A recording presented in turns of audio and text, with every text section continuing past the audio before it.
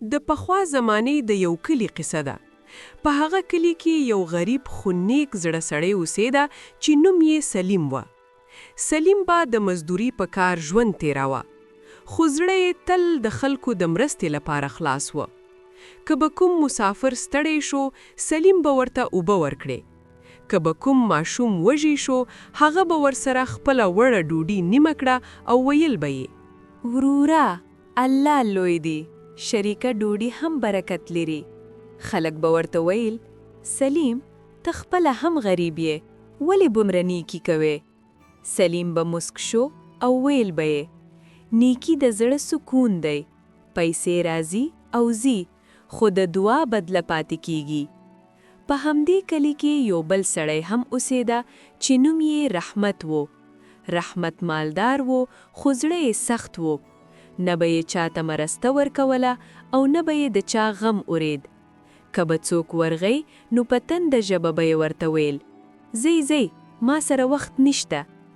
یو ورځ د کلي په لاره یو ستړی مسافر ولوید. څوک یې مرسته ته نه ورتل. سلیم ورغی، اوبه یې ورکړې، زخمونه یې ورته وتړل او خپل کور ته یې بوتلو. مسافر ورته وویل، وروره، ته ما نه پیژنې، ولې دومره مرسته کوې؟ سلیم وویل، انسان د انسان لپاره دی، دا بس ده. څو ورځې وروسته مسافر ښه شو او ولاړ، خو له زړه د سلیم نیکي ونه وتله. وخت تیر شو، یو ورځ سلیم سخت ناروغ شو، کار ته نشو تلی. کور کې اوړه نه و، ماشومان یې وږي وو. خلک چې سلیم ته به یې ویل نیک سړی یې، خو کله چې د مرستې وخت راغی، ډیر لږ کسان ورغلل.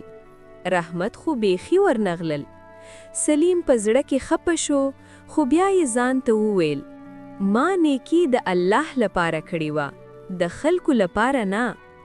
هماغه شپه یو سړی له ښار نه راغی. دا هماغه مسافر و چې کلونه مخکې سلیم ورسره مرسته کړې وه. هغه اوس سوداګر شوی و. کله چې د سلیم حال ولیدل، سترګې له اوښکو ډکې شوې. ویل یې، دا ستا د نیکي بدله ده. که ته هغه ورځ ما سره مرسته نه وای کړې، زه به نن ژوندي نه وم. هغه سلیم ته درمل، خوراک او د کار لپاره مرسته ورکړه. د سلیم ماشومان بیرته مکتب ته ولاړل. د کور حالت ښه شو. خلک حیران شول. رحمت چې دا هر څه ولیدل، زړه یې وخوځېدل. پوه شو چې شتمني د انسان لویوالی نه دی، بلکې نیک زړه لویوالی دی. رحمت خپله تیروتنه ومنله. سلیم ته راغی، وبخښنه یې وغوسته او وویل، ستا نیکي ماته درس راکړ. له هغې ورځې رحمت هم د خلکو مرسته شروع کړه او په کلي کې د مینې او ورورولۍ فضا جوړه شوه.